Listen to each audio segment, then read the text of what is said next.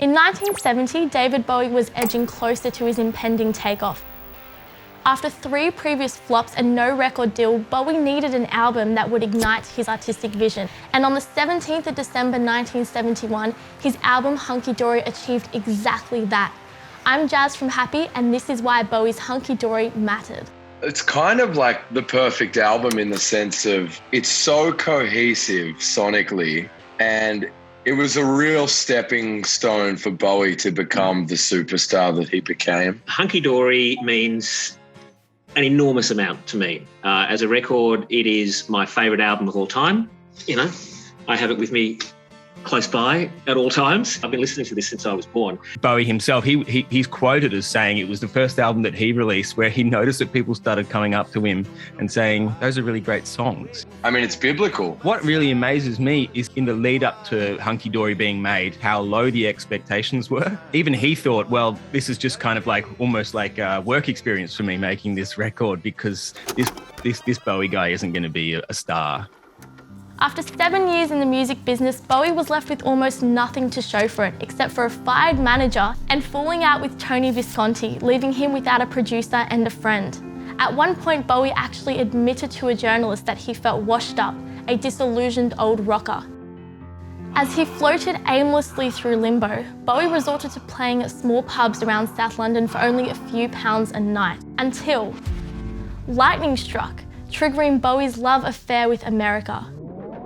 Travelling by bus from Washington, D.C. to California, Bowie fell in love with America. And can you honestly blame him? This was the United States in January 1971.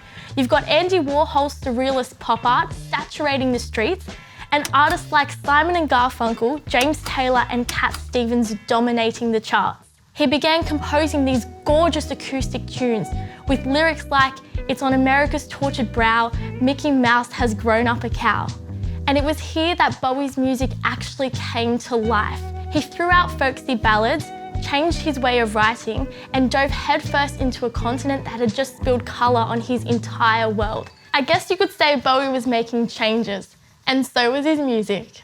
But what the world didn't actually know then was that Bowie would eventually take the whole concept of innovation and catapult it into intergalactic heights. Now a young British boy whose career will surely develop him into one of the bigger names in the showbiz field. He's a great attraction here at the Marquee, and his name is David Bowie. By the time he arrived back in England, Bowie was intent on creating a character who looks like he landed from Mars. It was the summer of 1971. Bowie hit London's Trident Studios with 10 demos ready to go, and the whole album was cut in just 2 weeks.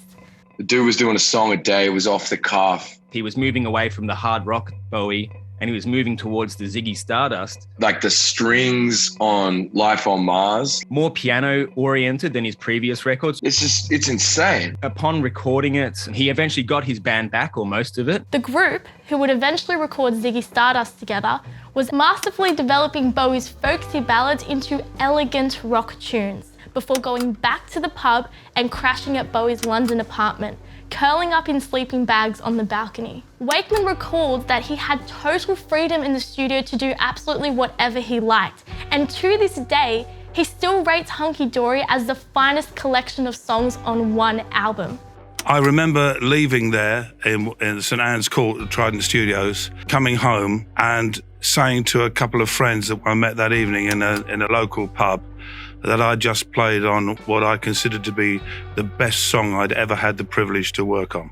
The freedom of the piano blends with Bowie's voice like a single strand of DNA. They used the same 100-year-old Bechstein piano that was used on Hey Jude, the first 3 Queen albums, and the early works of Elton John. Everything about Hunky Dory is dripping with Bowie's newfound enthusiasm. I love the fact that he was really shouting out other artists in the same time as him. I think it's really cool that he's kind of like, I really love Velvet Underground and Lou Reed.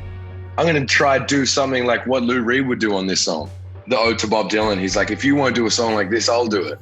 And I think like that kind of like thought process is so pure. And obviously coming from now, looking back, you can't imagine a world where Bowie wasn't a star. But in the early 70s, that was the world. He wasn't a star yet. This is the record that a lot of people say that he found his voice.